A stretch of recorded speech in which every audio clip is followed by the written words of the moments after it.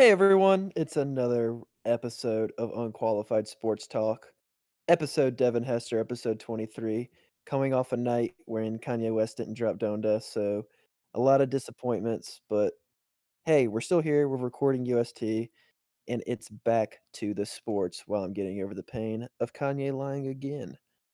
So, we're going to start things off like we usually do, jumping straight into some NFL action, or I guess lack thereof. But hey, we get NFL football in 2 weeks. True. So, Austin, round of applause there. Yeah, We're absolutely. missing a member of the gang today. F in the chat, Carson Prim, is not with us today Gone but not because forgotten. gone but not forgotten. He's an official employee of the PGA Tour, kinda, um, Basically. basically. And they had some weather delays, and so that's why he can't be with us this week. But, P's and T's to him as he's enduring the storm there and probably just chilling on a golf cart somewhere. But, well, he'll be here next week, and we miss you, Carson, a lot. True, this But yeah, this jump episode goes out to Carson. episode Devin Hester to Carson. Um, yeah, jumping into the NFL, we're so freaking pumped. Even if it is preseason football 2 weeks away, we get to see the rookies come out, get to see what your bench looks like for just in case injuries happen. It's a fun time. People fighting for roster spots. Their preseason games aren't as meaningless as a lot of people think. But that's not a story. That's not what we're talking about now. No one cares about that, Bryce. Get into what we're talking about. Um, it looks like obviously COVID affected a lot of the sports landscape last year, including the NFL, who handled it very well, by the way, without a bubble. But it does look like that some COVID policies and restrictions are causing some doubts for this upcoming season. And I know that a couple assistants have already parted ways with their teams or ruled out. I know one of them was the Vikings, was it offensive line coach? Yeah, offensive line and run game coordinator, I believe. Okay. And that's the only one I'm really aware of, of The other one that I remember is from the Patriots organization. I okay. don't remember what role he served exactly, but it was announced a little bit after the Vikings assistant. But I know that the Vikings dude was because he didn't get vaccinated or something, some dispute with that. He probably just Yeah, gotten pissed off. I think I Like, think at least the general consensus is that some of the assistants are in disagreement with the NFL's policy that there can be repercussions for coaches and staff and players not getting the vaccine, and that's causing them to back out. how do you feel about that? Yeah, I think that the NFL is going to do what it thinks is in its best interest in terms of keeping players safe, fans safe, staff safe, and that's on the team level and also league officials like referees and things like that. Mhm. So I understand their their decision. And to be honest, this is something that impacts the world even outside of sports, right? Yeah. Jobs everywhere are ask or businesses everywhere asking themselves, do we want to require our employees to get this vaccine to keep their employment? And that's a debate that's going to happen over the next several months. And yeah, I think I can't blame the NFL for making this decision because they're trying to do what they think is the best for their business. And Mhm. I don't think they went into it thinking that there wouldn't be pushback. I think they probably expected something like this. So Oh, we'll yeah. see what they have in place um, for the next couple of months to maybe find a way to bring some of these people back or to find ways for everyone to get what they want or as close to it at least.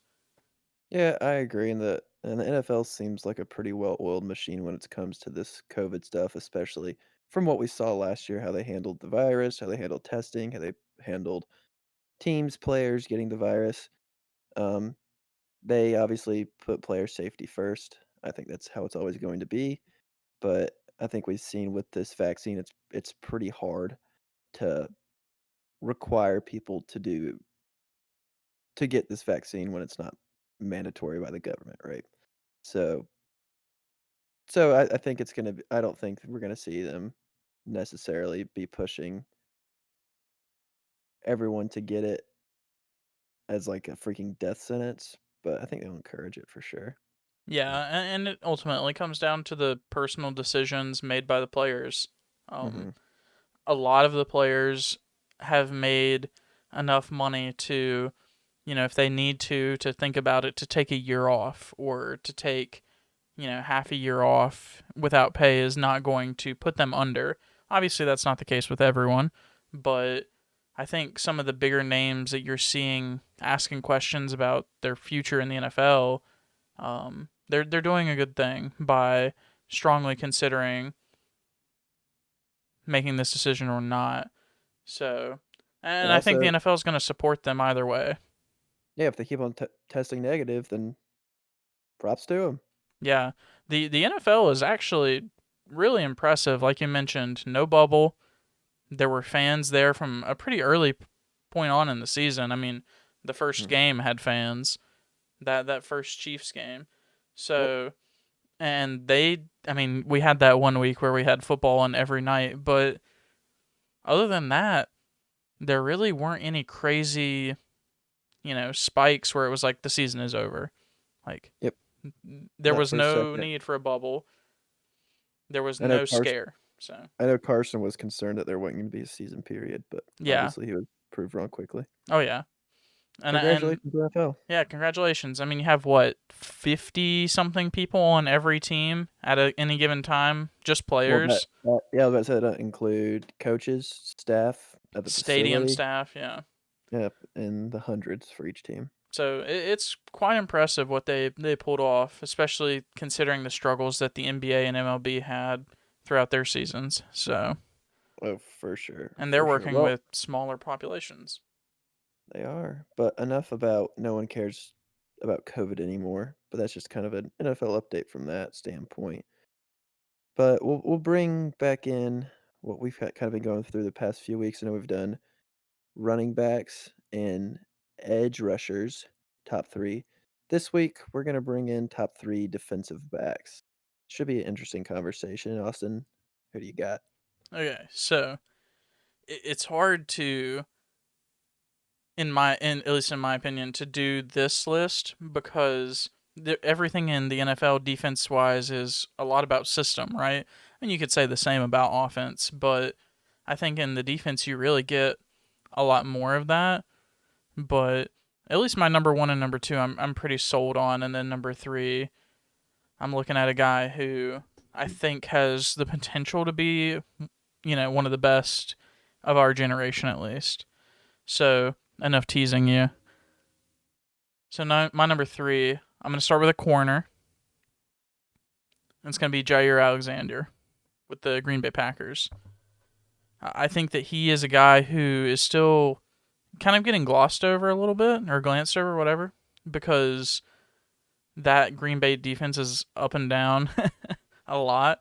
But I think that he really does have the skill set to be a lockdown corner in the league. And honestly, in that division, he doesn't really have like a guy that's going to test him this year, right? Like, can you think of one receiver in that division that you would be terrified of?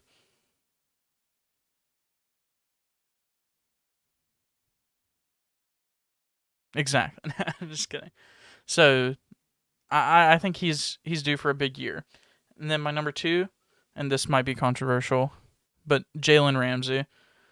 He has proven it over the past couple of years that he has what it takes to be a lockdown corner, and he keeps up with the personalities of the wide receivers, which are obviously huge egos a lot of the time, which just makes for some great Mhm. rivalries. And rivalries sell well in the NFL, so he's always fun to watch.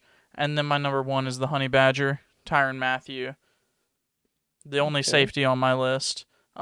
Some of the same reasons of keeping up with the attitude and things like that, but also I think that whenever you look at people who play that defensive back position, one, he brings a very versatile skill set for a safety. You can play him in Right. coverage and you can play him in the box, and he's not huge.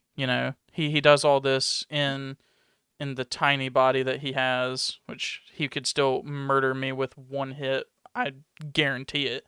But it's impressive, and he's still fast, and he's still smart, and that Chiefs defense is always going to be scary, especially whenever on the other side of the ball there's Patrick Mahomes, Tyreek Hill, and Travis Kelce putting up 60 points.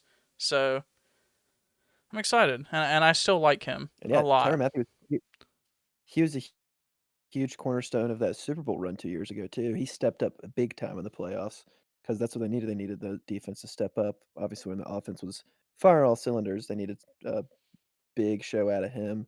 But speaking of Tyrann Mathieu, you know, as much as I wanted to even put him in my top 3 at all, I look at the safety position, right?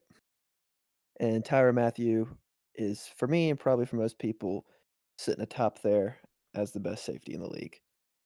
But I don't know, I compare him to cornerbacks in the league, and while he is the best safety in the league, I think there's just way too many good corners in the league right now. There are a lot So of good corners. my list is completely cornerback heavy from 3 to 1. 3, I have to put him in here, but I think he deserves it, is Tre'Davious White.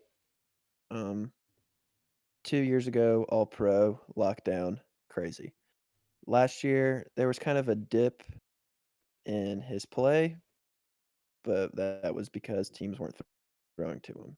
Man's still locked down. He's still a beast, and I'm excited to see as that Bills defense continues being very solid and seeing Josh Allen absolutely ball the F out so that way he's not on the field 100,000 snaps a game. I think Trey White is still a top 3 corner in the NFL, and I'm gonna put him there because arguably he was top 2 the year before. So I don't think putting him at 3 now is any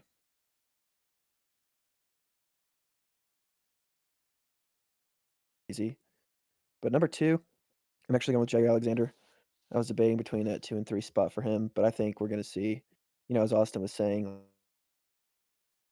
like he's good, very good. But I think this year we'll see even more of a step up in play. He's still super young and is probably evolving all the time. And like we were saying, playing against Devontae Adams every single day, you're bound to make leaps and bounds playing against a top 3 receiver in the league. And then number 1, I mean, this is no surprise to anyone probably, Jalen Ramsey. He's been number 1 for a few years now. There's nothing to except maybe stuff a couple years ago, but I mean, there's just nothing there to tell me he's not the best corner in the league anymore.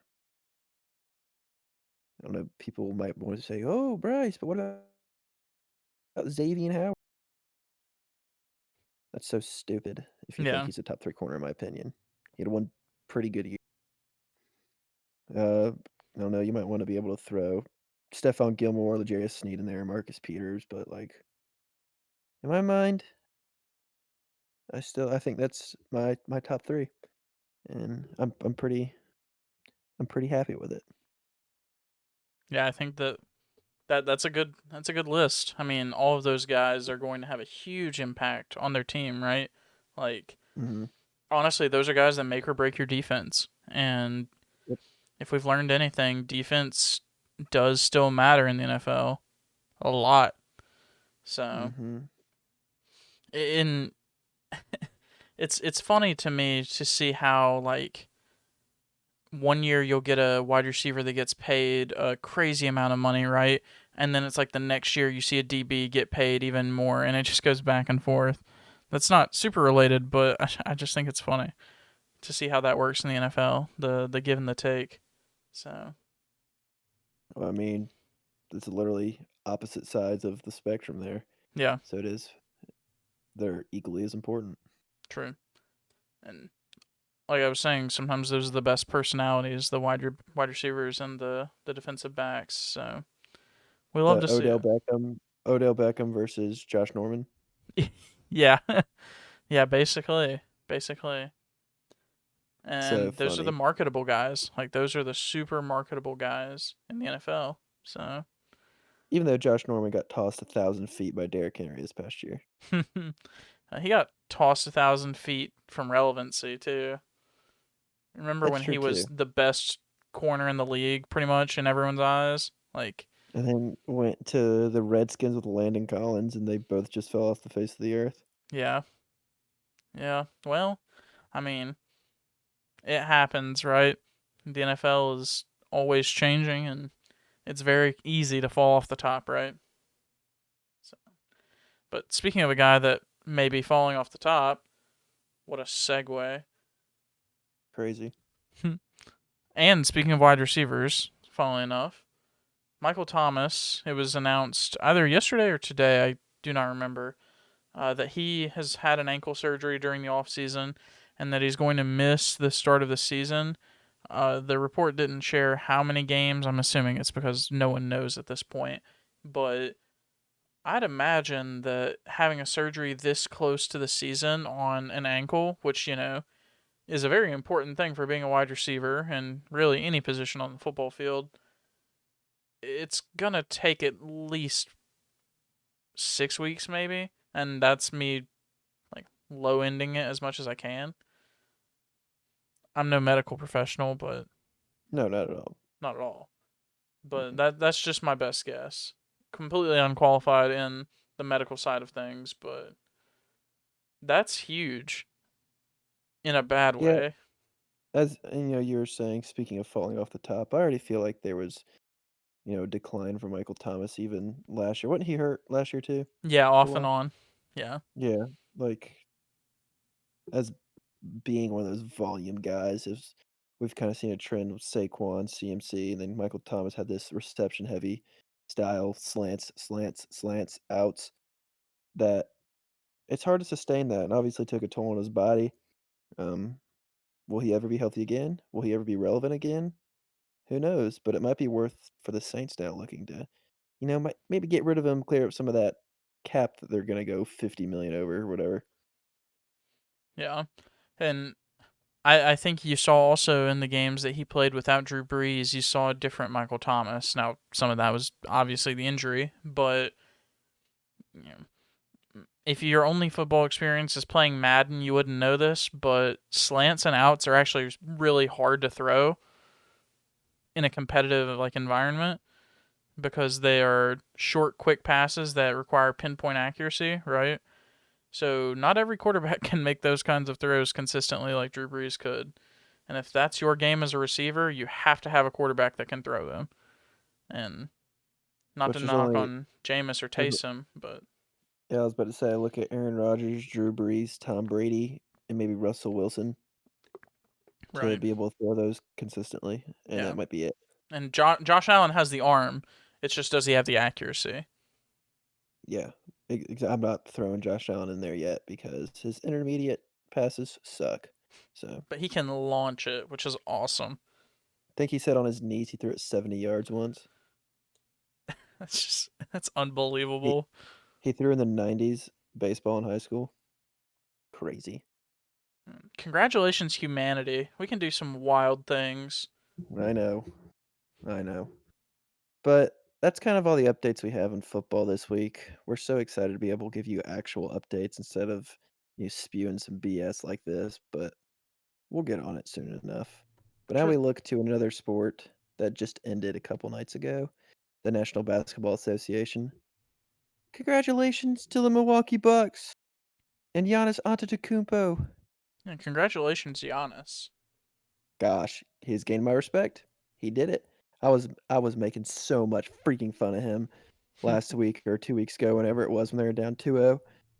But now I guess that kinda got thrown in my face. They ended up winning 4 straight and winning the series. Congratulations, Giannis. You're a Finals MVP, you're a Defensive Player of the Year, you're a regular season MVP, you're an NBA champion. Uh, I think that checks literally everything off the list, Yeah. Aside from being the greatest player, obviously, which he won't do. besides being LeBron. Yeah. And I he's mean, Giannis has 100% been first team defense too, right? I don't know if he was this year or not, honestly. Yeah, honestly. Hmm. Congratulations, Greece, for winning something. I know they got a gold medal in basketball, I guess. Wait, I have a Wait, question. yes, Is he going to play on Greece's national team? I doubt it. Right? I doubt it, but maybe. I don't know.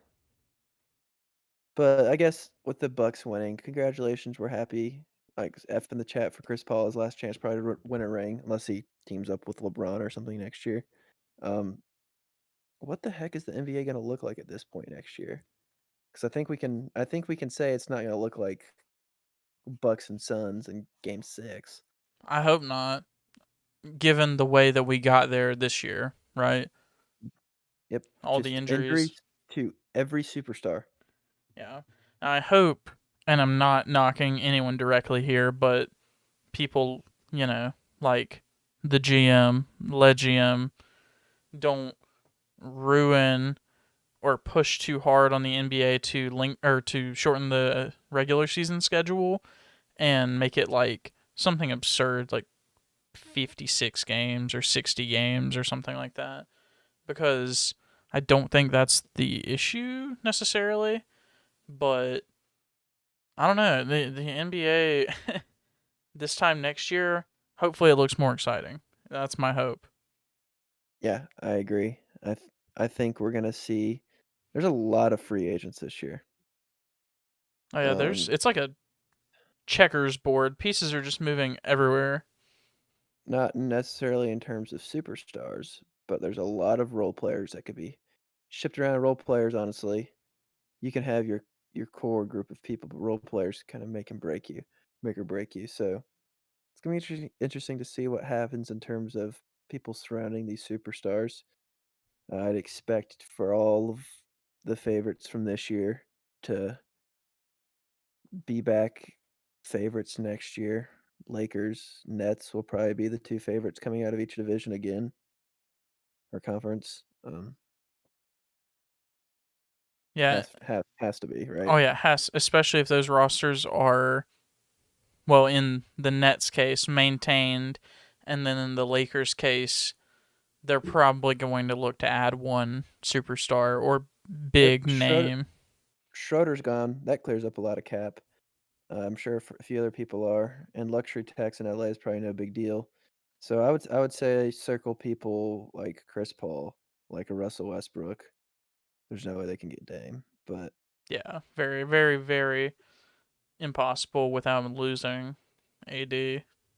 yeah, someone like that to really. That's because um they're looking for a veteran point guard to come fill that spot because I don't think Dennis Schroeder did what they wanted him to do at all. No, I mean they didn't win a championship, so Mm-mm. at this point for He- them, they've got a few years of LeBron left. It's championship or nothing at this point. Yep, you go all in to give the greatest player of all time what he wants, subjectively. Yeah, and I promise Laker fans will not be mad if they win two championships in 5 years with LeBron and then don't win one for 15 years. Oh yeah, yeah, not at all. But I guess what are we look? When's the draft? Is it soon? NBA? I don't even know. Yeah, it should be coming up. Everything obviously has been a little bit different because of COVID. The season ended later, obviously, Hmm. than it usually does, but the draft, I'm trying to remember when it was in the past. It's at the end of this month, like maybe next week. All right. I yawned. I'm glad that's what that was, not you howling at the moon, obviously. But Stats I, guy just told me it's July 29th, which is next Thursday, actually. oh my gosh. But I guess congratulations for the Pistons getting Cade Cunningham, True. right? Unless they mess it up and trade out for Andre Drummond. There's no way No, trade off no, no, Cade that was a Cunningham, joke. That was a joke. But obviously. But I'm curious to see whoever gets Evan Mobley. I was so high on him in the NCAA tournament, and he showed out. So yeah, I I'm can't wait to excited. talk about it as after we see it next week. or the week after, Okay. maybe. Yeah, I know. It's gonna be freaking fun. We could do a Friday podcast again. I would be okay with that. A little NBA talk. Just kidding, because I moved that day. Um, that night actually. And So maybe we'll have some fun. congratulations, Bryce. Yeah, right after work, hauling stuff to the new place. But congratulations, Bugs. Absolutely. It's not an asterisk championship in my eyes. No, it's not. It's just it doesn't feel complete, but it is. Not Yeah. like the Raptors. True. Look, they always had 6 people on the court because Drake was literally on the court last season. So, Yep.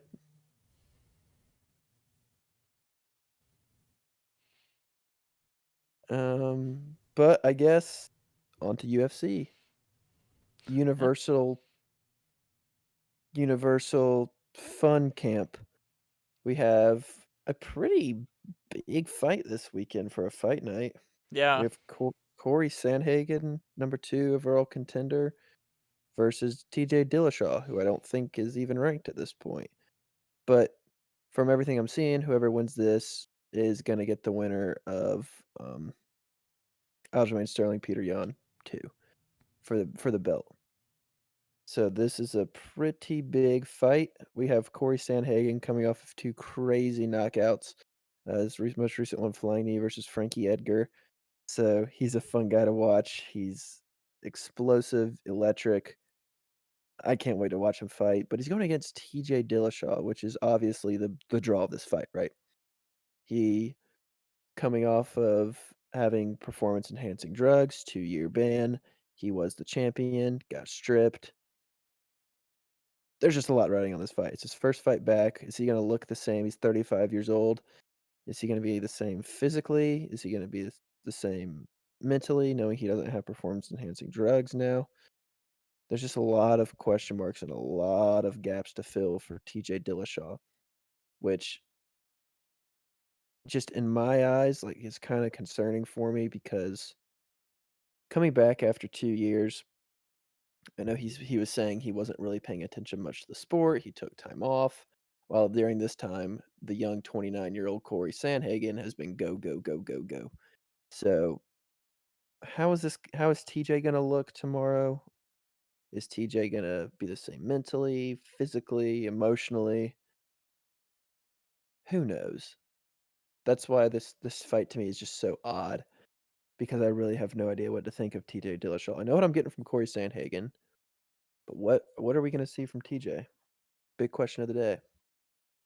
Yeah. And I I really like what Habib said before the Connor fight, that fighting is a respect sport, that's what it's about.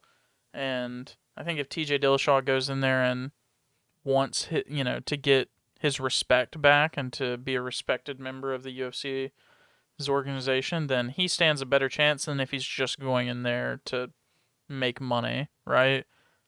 Right. If he's going in there fighting for something other than just a few bucks, we could actually see a pretty good fight. But otherwise, I don't know, because the cards are stacked against him here. So, because I I guess the one place I do see TJ coming out on top is if he implements wrestling a decent amount and the fight goes longer than 3 rounds. yeah, like you mentioned, this is kind of a weird fight though, and I want to throw something out there to you because you've been watching the UFC longer than I have, at least like at the level of actually analyzing it and caring about it. Do you think people who are not the number one contender should get title fights? Yes, because I I don't really respect the UFC's ranking system. Okay, I think that's Okay. fair. The 15 contenders is way too many contenders to have at one time. It should be 10. And the number beside their name is just a number. The UFC is going to push the money fights more than anything. If TJ wins this fight, it's TJ Dillashaw, dude. He's getting a title fight. If Connor won last weekend, 2 weekends ago, he's getting a title fight because it's big names. The UFC's a business, right? they get to dictate what they want to dictate. So they're going to be pushing these big title fights. They're going to draw money. And so, and even beside that, like if you're someone like Gaethje, who is the number one contender and lost, but stayed the number one contender, like, do you really deserve a chance right away again when someone who's been climbing the rankings, knocking the crap out of people, like, and they don't get a title shot because they're number two? Like, that doesn't make any sense, right? So, yeah, I don't know. I don't like the ranking system necessarily for UFC, so it doesn't bother me. Okay, that makes sense. Yeah, I guess I see where you're coming from with that because a lot of the time the number one contender is not the best fighter in the division, or Yeah, not the I best non-champ fighter in the division.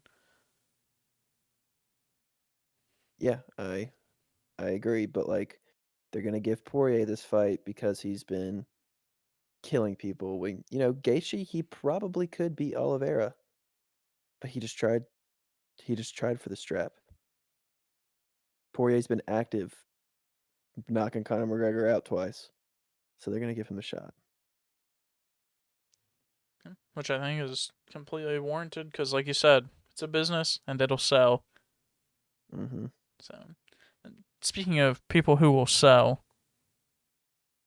who's fighting next weekend, Bryce? Give me a O. O Give me a R. R Give me a I. I Give me a O. O Give me a N. N What's that spell? Orion. Orion.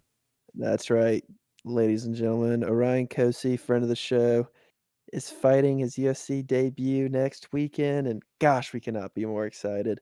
We'll probably cover this a little bit more in depth next week, but where it stands now, minus 200 favorite coming into his first UFC fight, where we've seen him literally knock people out when he was plus 600, aka his last fight. So excited, couldn't be more pumped. Won't spend too much more time on it because we will probably analyze it a lot more next week. Absolutely. It's nice to finally get to this moment. There's been a lot of anticipation between the three of us about it, so I'm super excited. And Oh, without a doubt, it's gonna be something that's really fun. I really, really, really hope it's a walk in the park. I always want Oh, UFC me too. fights to be, competitive, not this one. Nope, not at all. But I mean, recently our guests have been pretty successful in life, Yeah, aka our recap we did last week. So if the trend continues, it looks like Orion's winning, so no big deal. true. And Carson will undoubtedly pick this fight next week and speak it into existence. So, Absolutely, because he's undefeated in Hook'em somehow. yeah, true. Against all odds. So, but Bryce, I think that's all the sports news that we had for everyone this week. So what does that usually mean comes next for Well, unqualified we sports talk? we we do have a little bit of just random stuff to kind of fly through in That terms of that's sports. that's true. That's true. So we'll start out with some Olympics news. Congratulations, the Olympics are finally happening a year later. Does that mean that in 3 years we'll get another Summer Olympics? I asked that question the other day to myself. Does this mean now we're on a new Olympic schedule, or are they just going to No, be no, shorter, like time between them? probably 3 years. I would guess they want to keep it to like the even number schedule or whatever. Yeah, me too. But I mean, the Olympics are kind of fun to watch in your spare time. It's the only time America or the world cares about swimming, so that's kind of cool. True. But really, the story of this Olympics is not that they're a year late. It's not that Michael Phelps isn't in it. It's not that Simone Biles is still the best gymnast in the world. It's that they're making every Olympian sleep on cardboard beds so that way they can't have sex because if two people were in the beds would collapse. It can support one person.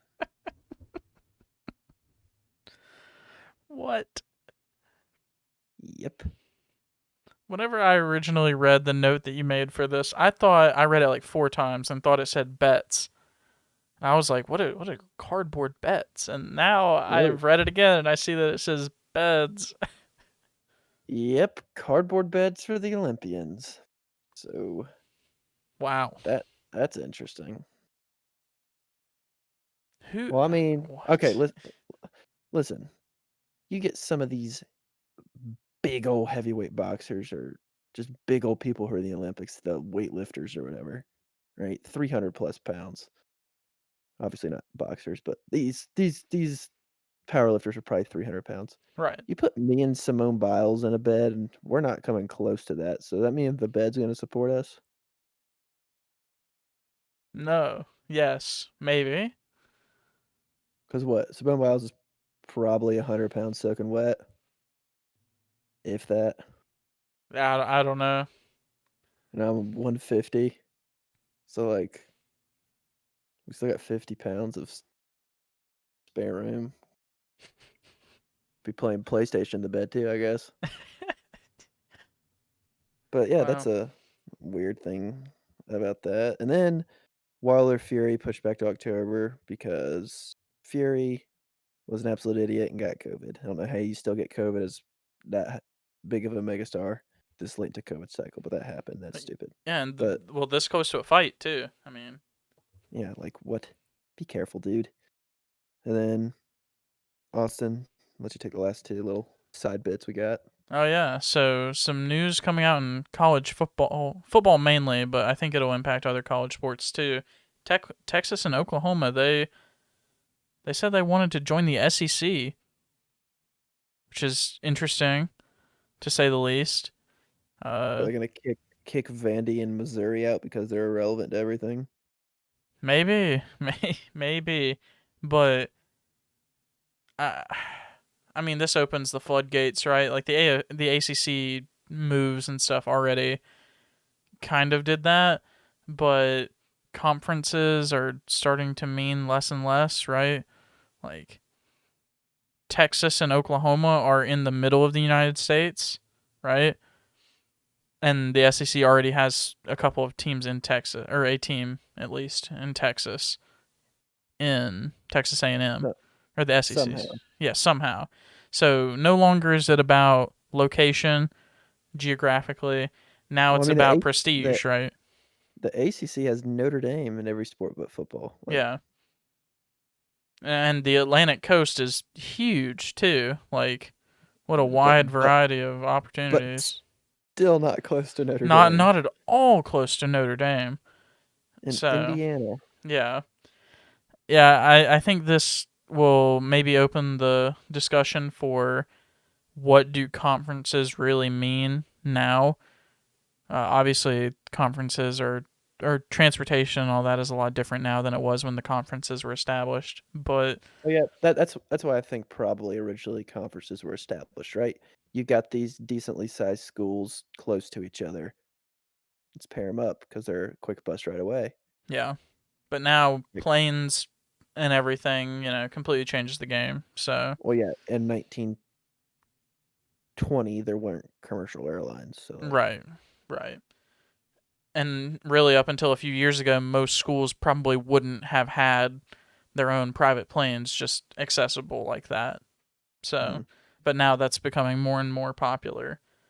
I mean, we So, heard from CHJ, going from Boston College to San Diego. San Diego flew commercial, which is, I'm sure, like for these smaller schools, that's still not something that's even close to becoming a reality. no. But at least they don't have to bus places, which I'm sure most schools are now out of, like having to Yeah. bus long distances. Hmm. So, but we'll see what happens with Texas and Oklahoma. I mean, they're great schools in the Big 12, right? As far as football is concerned. Um, so could they compete in the SEC? I mean, Alabama's still there, Florida's still there, so LSU's still there. So we'll see if they do join. But I mean, at the end of the day, college football is what it is. It's exciting for one game out of the year, maybe. So, and then the games that you go to for your own school if you like college football and go to a school that actually has a football team. But Both of those are true. but MLB, there is a little bit of news this week. Really today, the Cleveland Indians will no longer be the Cleveland Indians. I don't think that's an immediate change, but one day they will be the Cleveland Guardians. Part of the whole, you know, making the names not have any sort of racial or discriminatory undertones. We saw this with the Washington football team or trading away from being the Washington Redskins a few years ago. Um, I yeah, Guardians. It'll just take getting used to, right? Just like the football team, and there'll be Yeah. memes and everything. I'm sure. So, congratulations, Cleveland, for landing the Guardians of the Galaxy. Congratulations, Star Lord. Yes, Chris Pratt, welcome to Cleveland. But He's done it. But now, Austin, I know you jumped the gun a little bit. Now, time for everybody's favorite part of the show. yes. The Segment. segments. And I'll start off with everybody's favorite segment. And it's pretty topical. We did top 3 cornerbacks, or not cornerback, but defensive backs. What player in NFL history has the most All Pros as strictly a defensive back? Because back in the early days, you had these weird hybrid players that would play end, back, quarterback. Like, it was weird, but strictly defensive back. The most All Pros, specifically as a defensive back. Mm-hmm.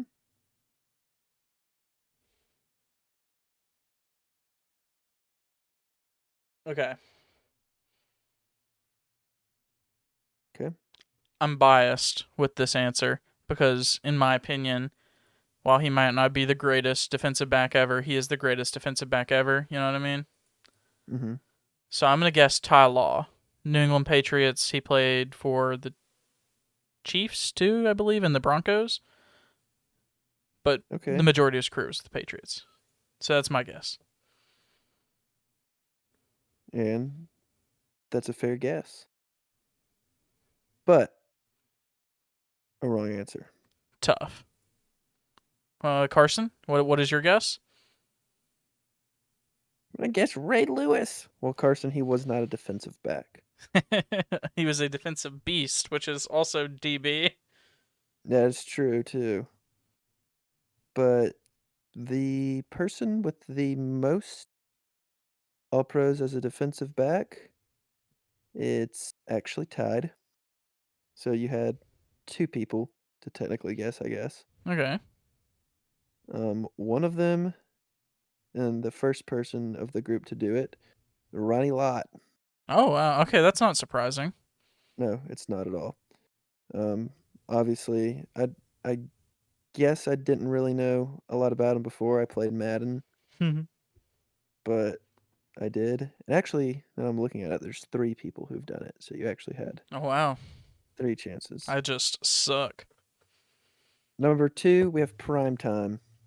Okay, Okay. Dion. Are we Dion. surprised there? Nope, not one bit.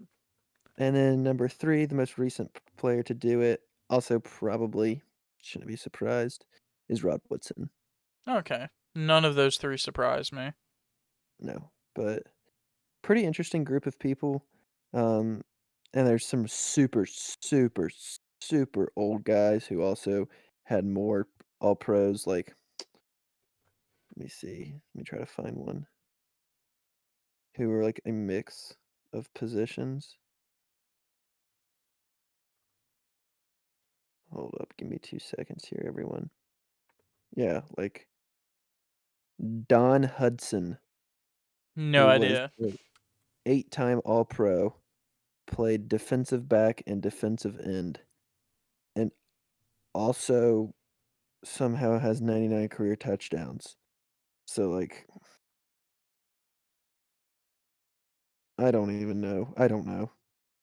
His position was LE, but for some reason he has like 17 touchdowns in a season. Hmm. I don't know. I don't even know what that possibly means. Yeah, no idea.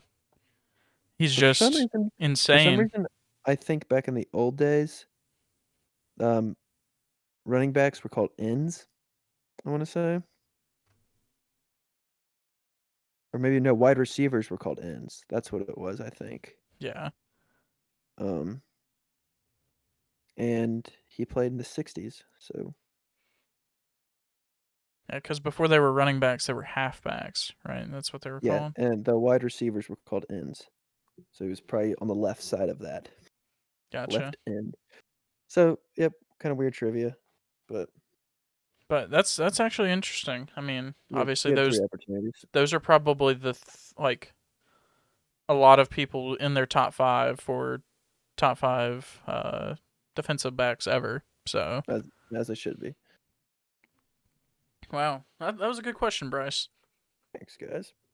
Thank you, Carson. Absolutely, yes. Thank you, Carson. But I mentioned that Carson is gone but not forgotten, right? So Hmm. Carson still has a little bit of say on this episode, even with him not being here.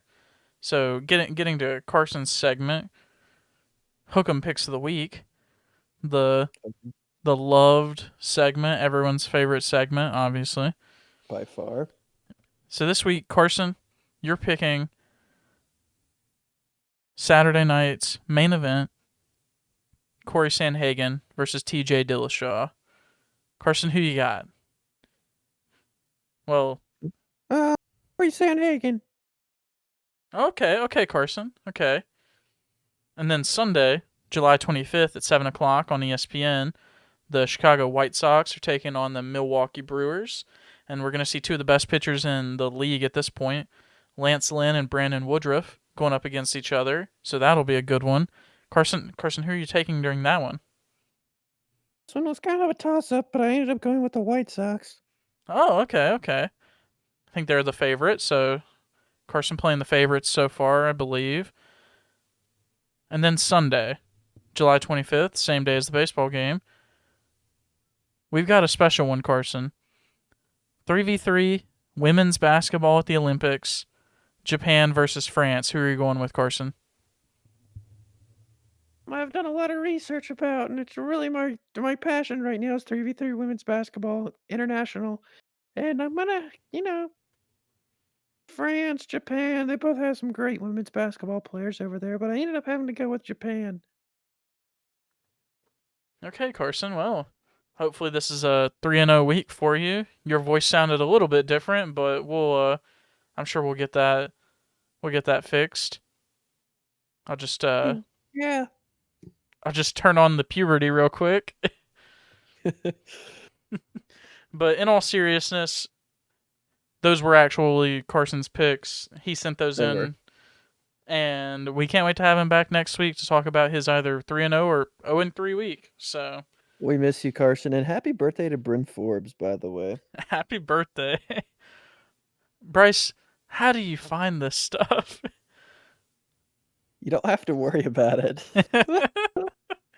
That's I awesome. got my I got my sources, all right? Yeah, I'm sure there's an Instagram account somewhere that I could find, but I won't because out of respect. Out of Okay. respect. But we've got one last tribute to Carson this week, right? And it's the national anthem. Yes. But after that, we have one more too. Okay, yeah. So, pretend the national anthem just played, and now everyone's favorite segment. Absolutely one of the weirdest ones we've ever had. Bryce, what have we got for top 3 this week? Yeah, top 3 this week. We got top 3 things to do without Carson. So, it's going to be pretty exciting. Wow, this is this is actually kind of hard, but also at the same time it's pretty funny. Yeah, I guess I can go first. Yeah, go ahead, Bryce. Go ahead. Um Coming in at number 3, it's eating ice cream that's not vanilla. Okay? Cuz Okay. Carson only eats vanilla ice cream, which is just absurd to me. That is Number 2, It's eating pizza that's not cheese because Carson only eats cheese pizza and will occasionally eat pepperoni pizza, and that's absurd. Um, and then coming in at number 1, it's recording a podcast. It Wow. just seems like things go a lot smoother without him, and that's about he's only here for hook and picks anyway, so Wow, that's a tough criticism. That's a tough criticism. Oh man, gone but not forgotten. But maybe now because of that, also gone and forgotten. and absolutely buried. Oh man, you didn't have to kill him like that. Mhm. Oh man, we still love you, Carson. At least I speak for myself and Bryce. Yeah, it's fine. So, wow, top 3 things to do without Carson. Okay, I'm ready. Okay, go. Number 3, and I want to preface this by saying some of these things are things that I would still do with Carson, but they're fun without him too. Okay. Number 3, play Conan Exiles. Play Conan Exiles, baby. That game, Carson and Bryce got me hooked on it. It's super fun, and I actually found out I really enjoyed playing it alone too. So, It's it might be one of the most under the radar games of all time, but me and Carson decided to download it one day, and we never looked back because it was freaking awesome. it's like crack, It's basically. like if Minecraft and Skyrim had a child. That is a good assessment. I like that. Thanks. But yeah, definitely like crack, addicting. Number 2 Just though is doing hook 'em picks of the week. So an adjustment of doing the podcast because I thought that was really funny. So I liked your impersonation of Carson's mhm, voice, pretty spot and on. yeah, and I liked having absolute control over the picks, even though it doesn't matter what Carson picks because who cares what you pick? It's about if you get it right or wrong at the end of That's the day. it, baby. So, Number 1 but then my number 1, oh man. is Sorry, I'm trying to control myself so I don't just laugh uncontrollably into the microphone. okay. Take your time. We're gonna have a moment of silence. 3 for Dale. 3 seconds. 1. But my number 1 is going to the park. I love going to the park without Carson too. A little bit of backstory on that might help Austin. Yeah, so a little hangout. If you didn't know, me, Carson, and Bryce are friends in real life. We don't just do this podcast together. We're actually friends, and we have other friends too. And we were hanging out in an undisclosed city one time, a few weeks ago. Well, it's been about a month or two now. Um, and we went and had lunch like the boys do, and I say we, but 2 of our friends drove and parked their cars in a place that was said to be safe by one member of the group. It wasn't me, It was maybe. not Bryce, 100% not Bryce. Mm-mm. And when we returned after our lunch, which was the best lunch I've ever had, the cars were gone. They had been towed. So me, Bryce, and 2 of our other friends, shout out Grant and Owenby, we went to a park nearby and had one of the greatest experiences I'll ever have in my entire life. So thank you, Carson, for that. We really appreciate it, Carson. Thank you. Thank you so much, Carson. And It congratulations. did cost me $60 though to pay Carson because I told him it might have been safe to park there. But, you live and you learn, right? Mm-hmm. Or you just live and you don't learn and you just do it again because it was definitely safe. Obviously. It was safe. But, wow, Bryce. Wow. What a fun episode. It was a fun episode. So much better without Carson. I can't wait for you to listen to this, Carson. And I can't wait for everyone else to listen to it just to see how we treat Carson. But deep down, we really do love him and we do miss him. We're excited to have him back next week. We love you, dude. True. So, I think that's about it though, Bryce. I think that is how we're going to conclude episode 23, episode LeBron James, Michael Jordan, Devin Hester, the three goats of Unqualified Sports Talk. Let's do it, dude.